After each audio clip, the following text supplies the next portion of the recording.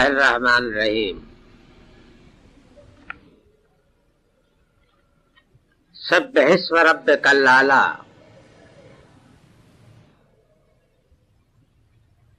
تسبیح کرو اپنے خدائے برتر کے نام کی.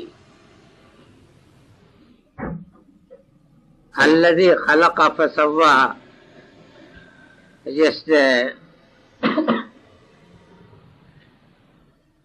خلق کیا اور اس کے نوک پلک سوارے، جس نے قالب بنایا اور اس کے نوک پلک سوارے. والذی قدر فہدی، اور جس نے مقدر کیا اور پھر اس کی طرف رہنمائی کی. والذی اخرج المرعی، اور جس نے نباتات اگائی.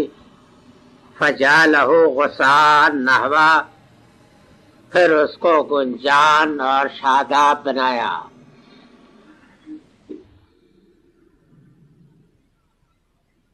سنقرؤ کا فلا تنسیٰ، ہم تمہیں پڑھائیں گے اور تم بھولو گے نہیں مگر وہی جو اللہ چاہے گا.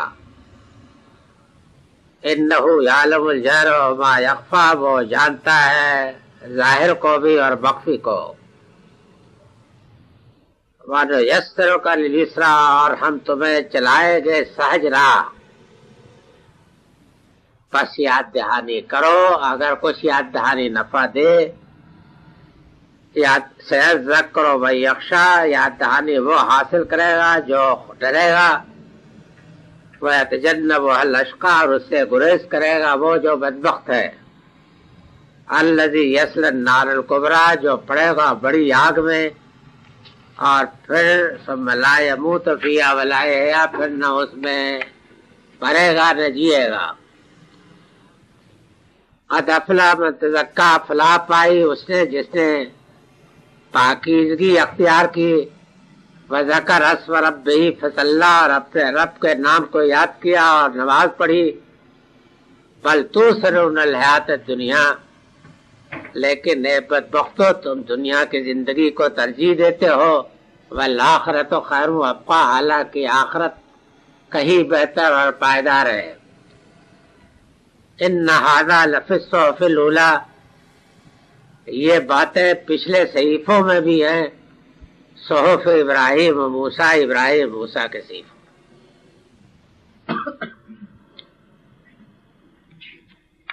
سابق سورہ میں یعنی سورہ طارق میں اس بات پر ختم کی تھی سابق سورہ کہ کافروں کے، ان مخالفوں کے اس رویے کے باوجود، جو رویہ انہوں نے اختیار کر رکھا ہے،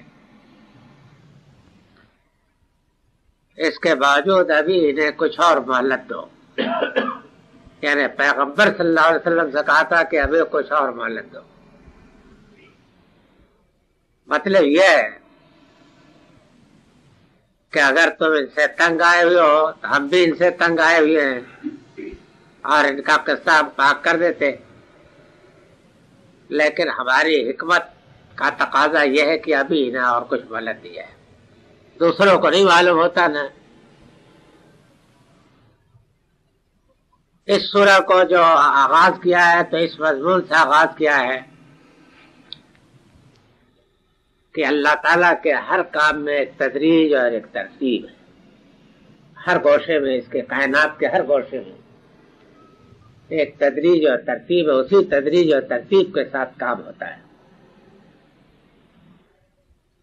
اس تدریج اور ترتیب کو اگر توڑ دیا جائے اور جھپٹ کر کے اس پر قبضہ کرنے کی کوشش کی جائے تو وہ حکمت باطل ہو جاتی ہے جو اللہ تعالیٰ نے ہر چیز کے اندر وصیت کی. پانی کی ایک بوند سے انسان بنتا ہے. کہاں انسان کامل انسان اور کہاں پانی کی ایک بوند. یہ شکل نہیں ہے کہ کسی پہاڑ سے جھنڈ کے جھنڈ آدمی برآمد ہوتے ہو، یہ نہیں ہوتا ہے، بلکہ ایک پانی کی بوند، ایک وہ نشو پاتے ہوئے وجود میں بالتدریج آتی ہے اور وجود میں آ کر کے اس کے بعد نشو بالتدریج پاتی ہے اور اپنے کمال کو پہنچتی ہے.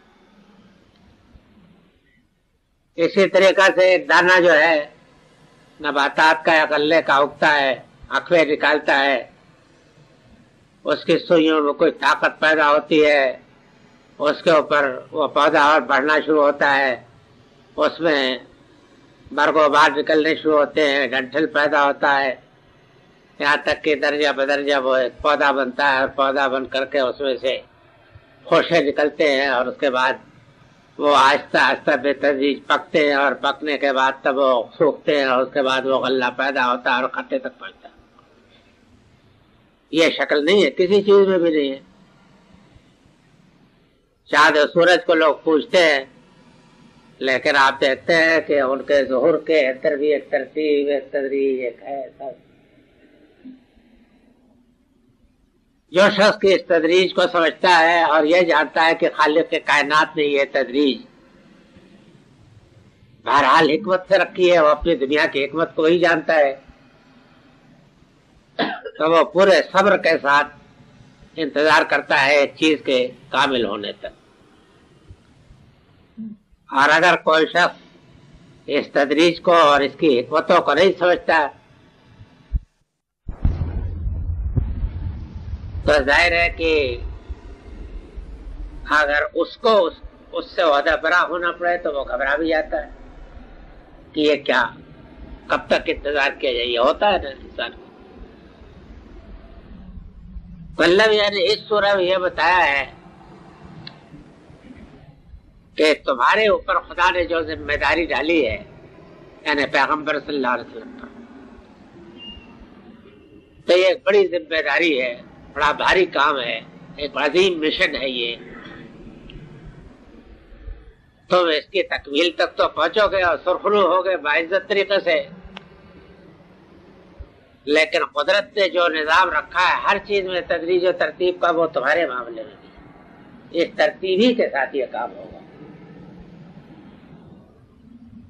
اگر یہ چاہو کہ پکا پکایا کوئی لا کے ہاتھ پہ رکھ دے تو یہ نہیں ہوگا، یہ قدرت کے نظام کے خلاف ہے، سمجھا؟ یہ ایک چھوٹے سے پودے کے معاملے میں خداوند تعالیٰ اپنے تدریج کے اس قانون کو نگاہ میں رکھتا ہے، تو پھر تمہارے اوپر تو بہت بڑی ذمہ داری ہے، پوری خلق کی ذمہ داری ہے۔ تو بہرحال یہ کام تدریج کے ساتھ ہوگا، لیکن ہوگا ضرور، تکمیل کو پہنچے گا۔ آج راستے میں جو خس و خاشاک ہیں یہ سب صاف ہو جائیں گے، سارے رقم عقبات دور ہو جائیں گے، ساری رکاوٹیں ہموار ہو جائیں گی، لیکن یہ ہے کہ بالتدریج آہستہ آہستہ صبر کے ساتھ کام کیے جاؤ، سمجھ گیا؟ اسی میں خیر و برکت ہے، تمہارے لیے بھی، ان بلید دشمنوں کے لیے بھی، تمہاری قوم کے لیے بھی، تمام بریدوں انسان کے ہر ایک کے لیے۔ تو اس میں نبی صلی اللہ علیہ وسلم کو صبر کے ساتھ اپنے مشن میں لگے رہنے کی ہدایت ہے سورہ میں، اس لیے کہ اسی طریقے سے اس کائنات سے ہر چیز اپنے عروج کو پہنچتی ہے، تو اسی طریقے سے آپ کا مشن بھی تدریج کو پہنچے گا۔ سب اسم ربک الاعلی، اپنے خدا برتر کی تسبیح کرتے رہو۔ یہ میں بار بار آپ کو بتا چکا ہوں کہ صبر میں اور ذکر الہی میں بڑا گہرا رشتہ ہے۔ وما صبرک الا باللہ، کوئی شخص صبر کا مقام حاصل نہیں کر سکتا اس وقت تک جب تک کہ اس کا تعلق نہایت گہرا اپنے رب سے نہ ہو۔ یہ ایک واقعہ ہے، سمجھا؟ اس کے بغیر، یعنی خدا کے بغیر جو ہے، انسان اپنے اندر ایک چیز مصنوعی حالت تحور کی تو پیدا کر لیتا ہے، یعنی ڈسپریٹ ہو کے کوئی کام کر گزرنا، جیسے کہ ایک ہندو بیوہ اپنے شوہر کے مرنے پر ستی ہو جاتی ہے، آگ میں کود پڑتی ہے۔ یہ صبر نہیں ہے، یہ بے صبری ہے۔ بے صبری ایک دوسری شکل اختیار کر لیتی ہے، یعنی عقلی توازن، ذہنی توازن یہ کھو جاتا ہے۔ اس طریقے کی بے صبریاں ہوتی رہتی ہیں، اس کو بہادری نہیں کہتے، یہ شجاعت بھی نہیں ہے، یہ بزدلی ہے، یہ صبر بھی نہیں ہے بلکہ بے صبری ہے، یہ کوئی لیاقت نہیں ہے بلکہ نالائقی ہے، اس کو کوئی قدر کی چیز نہیں، اس لیے کہ اس طریقے کا آدمی معلوم نہیں کیا کر بیٹھے، کچھ پتہ نہیں اس کے متعلق، کوئی اس کا ضابطہ اصول نہیں ہے. لیکن صبر جو ہوتا ہے وہ خدا کے تعلق سے صحیح پیدا ہوتا ہے. اس کی وجہ یہ ہے کہ صبر جو ہے بغیر کسی مضبوط چٹان اور مضبوط سہارے کے نہیں ہو سکتا. جب تک کہ پشت پر کوئی مضبوط چٹان نہ ہو جس کی نسبت یقین ہو کہ یہ مجھے لازماً پناہ دے گی، جس کے متعلق یقین ہو کہ اس کو کوئی دشمن عبور نہیں کر سکتا، جس کے متعلق یقین ہو کہ اس کی پناہ میں جانے والا کبھی اللہ کو دشمن کا شکار نہیں ہوتا، تب نہیں ملے گی. اور خدا کے ساتھ تعلق کا واحد ذریعہ اور کوئی چیز نہیں ہے. اور آپ لاکھ سر مارے لیکن خدا سے آپ کا تعلق نہیں ہو سکتا، چاہے کتنی ہی منسوخ جو ہے جا کر علی حجویری کے مزار کے اوپر آپ بہا دیں، لیکن اس سے کچھ فائدہ نہیں ہو سکتا. اس کا صرف ایک راستہ ہے کہ کامل اخلاص اور کامل توحید کے ساتھ اپنے رب کے ساتھ آپ کا تعلق.